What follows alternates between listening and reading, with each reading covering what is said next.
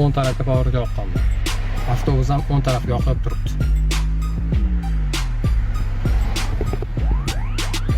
Oxirgi vaqtlarda ba'zi avtobus haydovchilari bilan juda ham qo'pol ravishda qoidabuzarlik kelib chiqyapti. Qolganlarga ham tegishli diqqat qilinglar. Yo'l harakat qoidalarini 133-bandiga binoan haydovchilar aholi punktlarida bekatdan harakatni boshlayotgan avtobus va trolleybus haydovchilariga yo'l berishlari kerak. Imkon darajasida sekinlashib, qarab, chiqayotganimiz o'tkazib olishimiz kerak. Bu interval bilan yuradi, vaqt bilan. Davomi ham bor aytgancha, e'tiborli bo'linglar. Qolganlarga ham tegishli bu.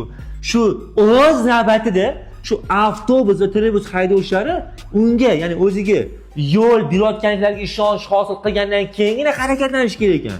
Shartta eshikdan yopib, shundan gazni berib olish kerak emas, hozirgiga o'xshab. Juda ko'p bo'lyapti ko'chada. Shunday yopadi eshikni, shunday bosadi gazni. Ayrimlar hammasi emas. Qarash kerak. Yo'l harakat qoidalari 53-banddan yozib qo'yapti-ku, harakatni boshlayapsan, kim bo'lsang qara. Boshqalarga xavf durmayapsan, xavf bermayapsan, keyin chiqqin deyapti-ku. Qoidalarga biz ham, ular ham rioya qilish kerak. Videolarimiz manfaatli bo'layotgan bo'lsa, like bosib qo'yishingizdan chiqmasin.